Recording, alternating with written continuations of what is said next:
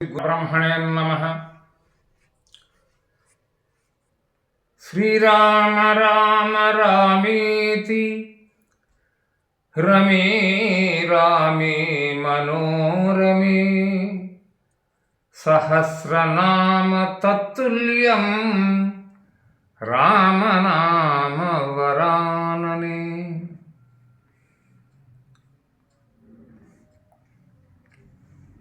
ప్రియాత్మ స్వరూపులకు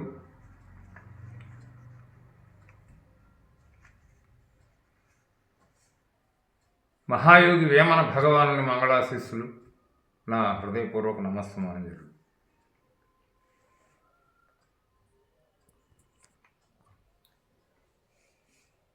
ఉర్విజనులు పరమయోగీశ్వరుని చూచి తెగడు వారే కాని తెలియలేరు.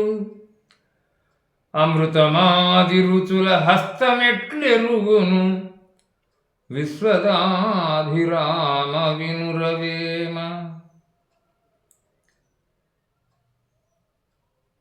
ఇంద్రియ సంజయ మృత్యుంజయ విను.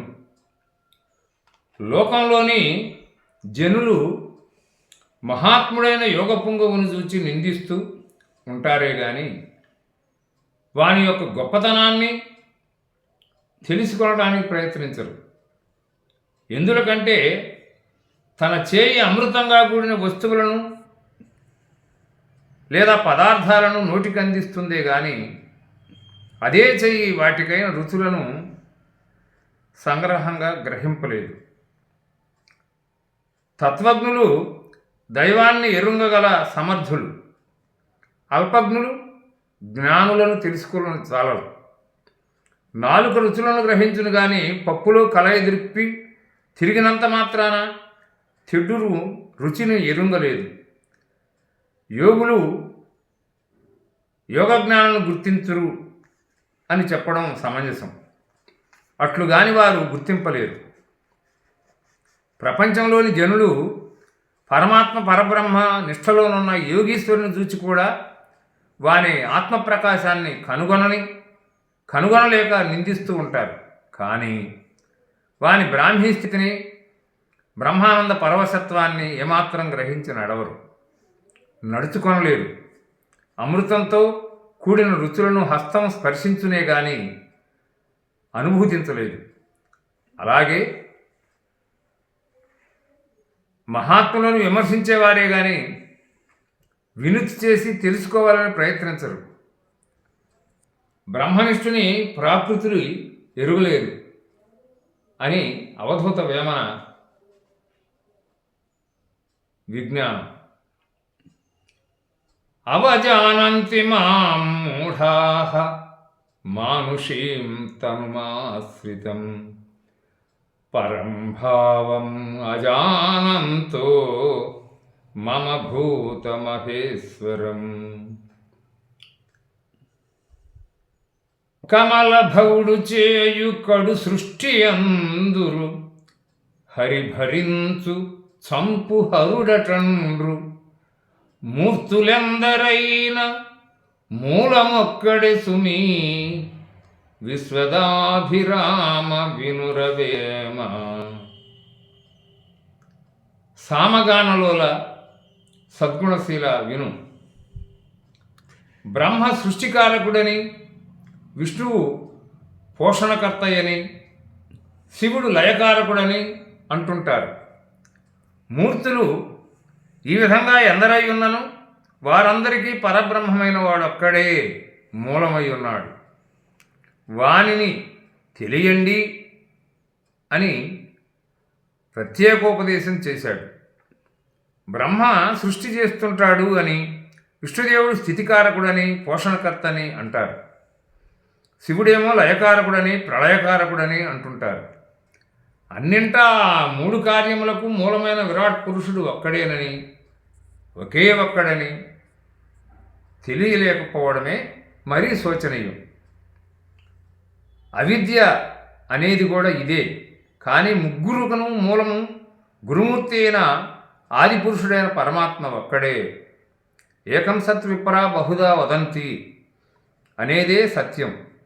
మార్గాలు వేరైనా భగవంతుడు ఆ ఒక్కడే సమాధి నిష్టలో అన్నింటా ఆదిమూలం ఒకే ఒక పరిపూర్ణం, అనగా కర్తృత్వం భోక్తృత్వం లేని స్థితి ఈశ్వరుని యోగమాయగా శరణ్యమై ఉన్నది అని వేమన నిర్విశేష జ్ఞానం.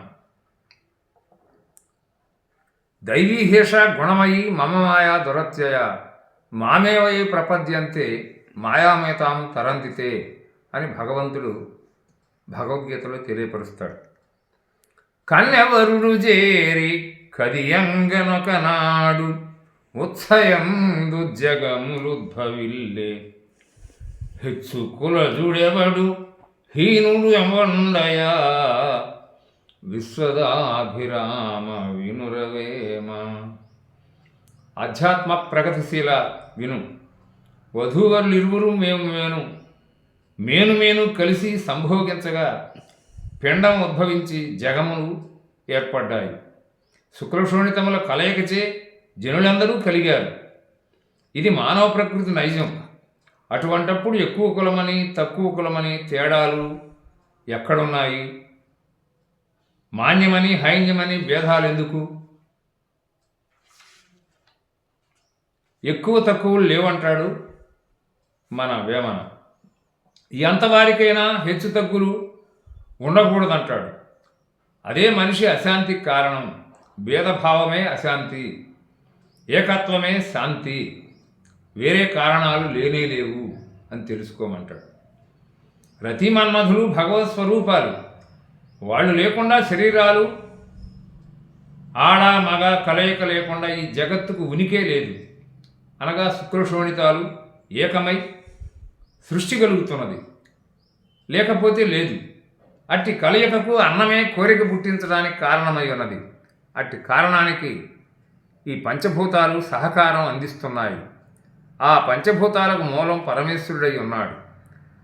ఈ పరమేశ్వరుడు కాముని దగ్ధం చేసినవాడు. అనగా అంతరంలో ఎవరి మట్టుకు వానికే కాముడు ఒకడు ఉన్నాడు, వానిని త్రినేత్రము చేత దగ్ధం చేయడమే శివకార్యం. సృష్టికారుడైన మన్మధుని చంపడం కాదు. చంపినట్లు కథలుండవచ్చు, కనబడవచ్చు. అంతరార్థం ఎరిగిన సత్యం అవగాహన అవుతుంది కదా. వాని నుండి ఏర్పడిన జంతుజాలానికి హెచ్చుతగ్గుల గొడవలు లేవు కదా. మూలము నుండే అందరూ వచ్చారు, ఆ మూలమునకే అందరూ చేరుతున్నారు. ఈ విచారం మానవులై పుట్టినందులకు అవసరమై ఉన్నది. ఇట్లు విచారించి నడుచుకున్న వానికి నా నమస్కారం అంటున్నాడు వేమన. ఉత్సయందు జగము త్రచ్చబడియే అని కొన్ని ప్రతులలో పాఠాంతర భేదం ఉన్నది.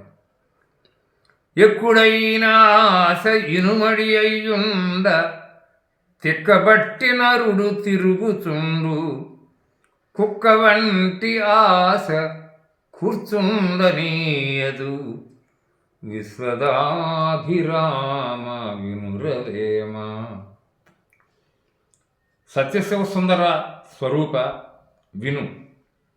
అత్యాస మిక్కిలి రెట్టింపై ఉండి ఇంకా పిచ్చిబట్టి లోభముచే మానవుడు దుర్భరంగా తిరుగుతూ ఉంటాడు.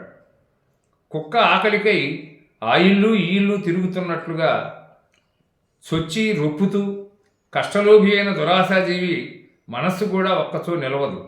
మిక్కిలి ద్రిమ్మరి అయి తిరుగుతుంటాడు. ఆశ అంతులేనిది మీది మిక్కిలి మనస్సు చెదిరి మనుజుడు ఊరకుక్కలా పిచ్చిపెట్టి తిరుగుతూ ఉంటాడు. కుక్కలాంటి ఆశ ఒక చోట కూర్చుండనీయకుండా పెక్కు బాధలు పెడుతూ దిక్కు కనకుండా ద్రిమ్మరిగా చేసి మనిషిని తల్లకిందులుగా సుఖ సంతోషాలకు దూరం గావించి ఆరోగ్యాన్ని, ఆయువును, బలాన్ని, భద్రతను భక్షించి చివరకు మృత్యువుచే సమీపింపజేసి దుఃఖితునిగా చేస్తున్నది. ఆశయే మనుజుని దుర్భర జీవితానికి, సంసార వ్యామోహానికి కారణభూతమవుతున్నది. ఆశ ఒక్కదానిని గనక జయించినట్లయితే వెంటనే మానవుడు శుద్ధ అంతఃకరణ నుండి శాంతి సౌఖ్యాలను, దివ్యానందాన్ని పొందుతూ ఉంటాడు. కాబట్టి ఆశాపాశము తా కడు నిడువు అని పెద్దలు అన్నారు. ఆశపాశమెల్ల కోసివేసిన వాని చిత్తమెప్పుడు గురుని చేరియుండు మోహబద్ధుడైన మోక్షంబదెక్కడ విశ్వదాభిరామ వినురవేమ. ఆశాపాశ పరిత్యాగి పరమ వైరాగ్య భోగి విను.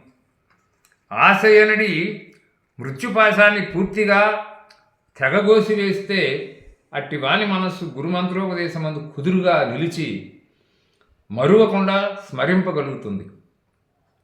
ఇలా ఆశను తుదముట్టింపలేక దాని యొక్క సంసార మోహం చేత చిక్కిన వానికి గురు సాంగత్యం జీవన్ముక్తి అనేవి అసత్యాలు, జరిగేవి కావు. అవి కళలు, సాధించడానికి సాధ్యపడవు, పొందపడవు. గగన కుసుమాలని, స్వప్నమందు రాజసుఖాలని, ఎండమావుల నీళ్లుగా గొడ్డుటావు పనిగా చెబుతున్నారు.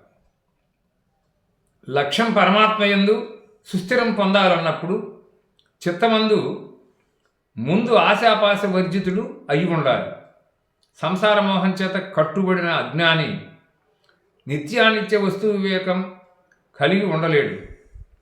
ఇహమూత్రాత ఫలభోగ విరాగిగా జీవించను లేడు. సమాధి షట్క సంపత్తి గ్రహించ సమర్థుడును కాలేడు.